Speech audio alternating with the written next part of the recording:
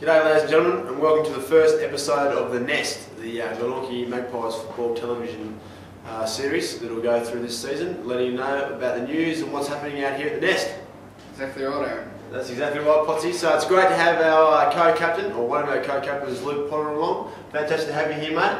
Unlucky that you're not playing at the moment. So injured yourself in the week of round 1, Monday night. Tell us a bit about that, mate. Yeah, I just jumped up to do a little spoil, not long left to train, and just awkwardly landed on my foot, didn't roll or nothing like that, but yeah, just a bit of pain straight up, and when I got the scans and it comes through with a break in the ankle, so had surgery to fix that up, mate, and in the process of rehab now and in the moon boot for another 4 weeks until I can start walking and stuff like that, so it's all, all go for the rehab, but it's led the way for a couple of young blokes, mate, to step into different positions down there in the back line. Daniel Joseph's had to play centre half back and held his own there, especially up at Burnie from all reports. But yeah, a lot of young blokes playing in the back line and stuff, mate, and it's given them a chance to push forward into senior footy.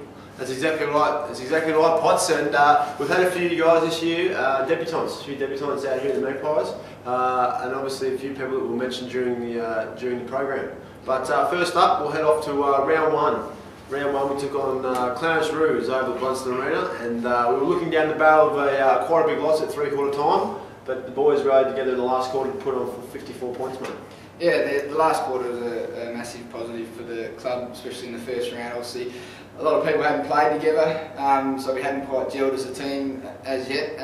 So yeah, that last quarter was a great finish off and led us into round 2, mate, which was good. Yeah, and the big fella will be a bit disappointed if we don't mention him. Jamie Charman made the trip down and played the ruck for us on the day. Yep, no, he covered the ground really well, and it was really handy for us, so we're hoping for him to get back a bit more through the season and in the finals, mate. Yeah, hopefully we'll have him for 5 to 10 games, yep. I believe it may be, mate. So look forward to getting the big fella down, and he got back to the bar after the game.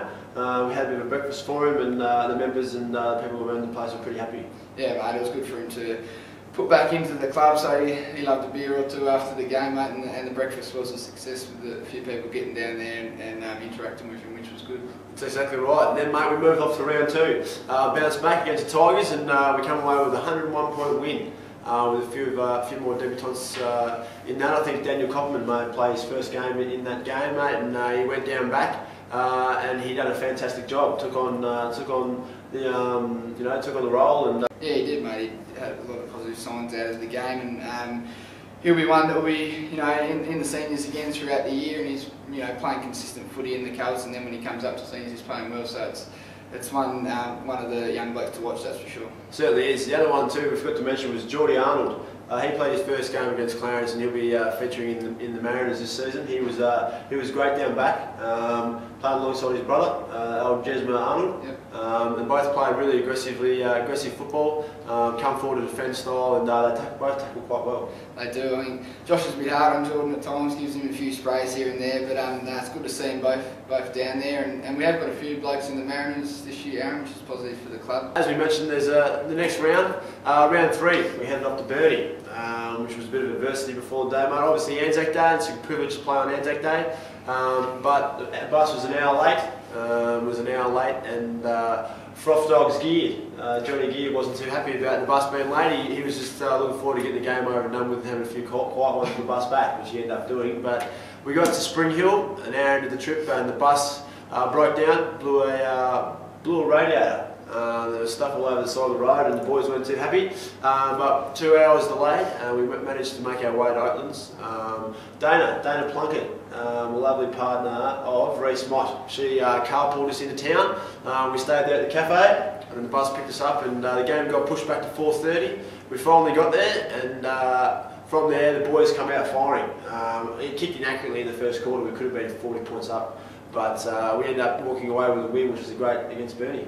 Yeah, man, I think we spoke about it during the week. Like, it's one of the biggest achievements in state league footy is to travel to Burnie, play on their home deck against Burnie, and get a victory. It was a great achievement from the boys, and to their credit, they played really well. A bit of information for you, Potsy. They actually travelled to Twin Ovals the next week, Burnie, and won by 104 points. So it was good to get a win on the home ground. Yeah, it's a hard task getting a win up there, so it was a great achievement. We move on to round 4. Actually, before we go to round 4, we're talking about debutants. Kurt Stiles Kirst Styles, he got a gig against Birdie, and he was very physical around the packs and certainly made his presence felt. Yeah, he'll be good throughout the year for us, in and under type player. We're in number 6, so if you're not familiar with Kurt, he's new to the club, make sure you look out for his number. He's definitely the one at the bottom of the packs and laying the tackles and stuff, so look out for Kurt. That's great. He's come down from New Norfolk, and he's certainly brought that style of football, the hard and under football with him. Round 4, Potsy. We played out here at KG5 against the Bombers. We started off underdogs, and obviously they thought they had us after the first practice game they played us, where they beat us quite convincingly. But the boys rallied around together, and our pressure around the football really gave them a bit of trouble.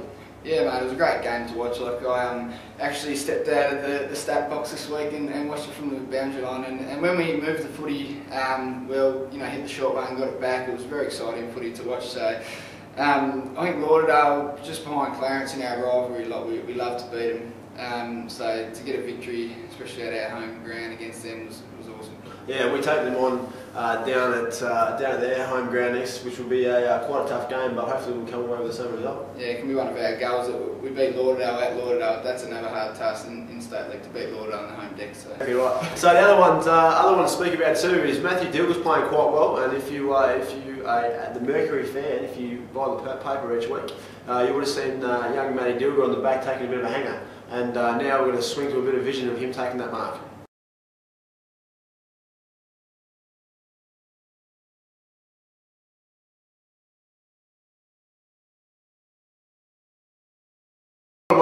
What a mark, mate. He just a bit of arrogance there towards the end, bounced on 2 feet and just looked down at his opponent, but he went back and kicked the goal, which is the main thing. Yeah, great mark, mate. Another bit of footage we've got here is Reece Mott, tight left foot banana from the boundary. Had a few cracks at it early in the quarter, cut out in the fulls, but he managed to squeeze us through this time, so here's that bit of footage.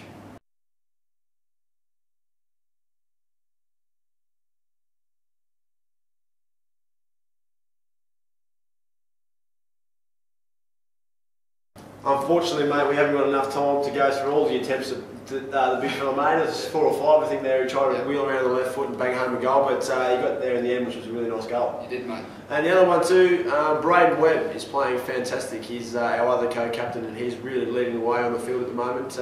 On the weekend, he had 31 disposals and kicked 4, career high. Yeah, career high from Pidge. It's good to see him snag a few. Yeah, he's leading the way of his captaincy on the field, and I'm the captain off the field, mate, in the bar. The feeling around the club is starting to come back, and obviously now the addition of the women's side, who are playing quite well. Lost the state title by 4 points, which is disappointing, but bounced back on the weekend. Nitsi, she kicked 8-14, so she nearly got a gig on the panel. She's nearly kicked 10 in the TSL Women's League, but 8-14, you obviously have to take a few marks and a few shots on goal for that. Yeah, I think she needs to get out there with you, Aaron, and have a few set shots to practice your kicking, but no, that's a good achievement. No, certainly don't take any kicking advice off me, mate. I think big Warren Ross is down there teaching her how to kick for goal. There you go. Mentioned that at the bar last night, so Nitsi, Warren's, they're coming to fix your kicking. Other exciting things, mate, is the under-18s have come out of the blocks flying this season. They unfortunately lost on the weekend, which is their first loss, but they are playing some good footy. Yeah, it's good to see Brian Free back at the club too. He's taken the under-18s role. He was a junior coach for a number of years at the club, so he's back, mate, and he's passing on his knowledge to the boys, and it's obviously coming through. Hopefully they can bounce back. Yeah, and the other one to mention too is Graham Bennett is back with the under-18s. I think he coached 4 or 5 premierships in the 19s. At the time when the club was flying through 2008, 2009, and a bit earlier. So exciting times to have those guys back in charge. And if we don't mention this fella, he'll be quite angry. A bit of a crowd hero from back in the day. Shane Baselli is back to coach the Development League. Yeah, that's right. And I think he even snuck a game in on the weekend for the reserves. So if you're down watching, make sure you look out for the famous number 16s back out on the park. Is he still wearing 16? He's still wearing 16. And actually on the weekend, he got a tap straight down his throat, and he came flying out of the middle. And he nearly hit Jake Sharp on the chest, but the kick was a bit too hard for Jakey Sharp, and bounced off his chest. So if you get down and watch the game, after the games, everyone's heading back into the bar for the after-match presentations league, which is everyone's looking forward to. I think Jay Bowden, he looks forward to it the most with a bit of a voucher and a bit of money kicked his way. Yeah, loves a bit of a tight ass, Jay. So he loves anything free, mate. So if he can get his hands on a tab voucher or whatever, he'll be right there. He'll be quite happy though. So I've been told he's a bit tight with his money. Is there any? Do you reckon it's something to do with Cassie? Do you reckon that's anything to do? Yeah, not sure what's going on, but yeah, it's stuck for a few years, so it must be a bit of truth about it, Darren. Yeah, it must be. It must be a bit of truth. The Prince, he's a bit short for coins, so if you see him, make sure you slip a few dollars in his pocket. But as we mentioned, the after-match presentations, obviously we've got those for under 18s, development league and seniors, and the boys are quite happy with that. And there's guys who are playing some good footy. Yeah, it's an incentive to play well, isn't it? When you know you're going to get a $20 voucher or whatever it is after the game, so it's a good way to get everyone back at the club too and present that to the boys and in front of the members and that to the supporters throughout the day. So. Yeah. This weekend's game, exciting times, Pots. North Hobart Oval has just been refurbished. Yep. They've taken a metre off the top and put some new grass on there. And the game is at 4 o'clock, the twilight game this weekend. So coming back from Brisbane, mate, hopefully it's not too cold for me. Hopefully they kept the long sleeve jumper on. That's right, mate. It'll be good to see a lot of supporters get out there away from home. So if everyone can get out there to North Hobart at 4 o'clock and cheer the boys on, even get there early and watch the reserves and the 18s. So see how we go. Yeah, rightio guys, thanks very much for watching the first episode of The Nest, and we look forward to having Potsy back next week for episode 2, mate, and continue on down the track. Go Pies.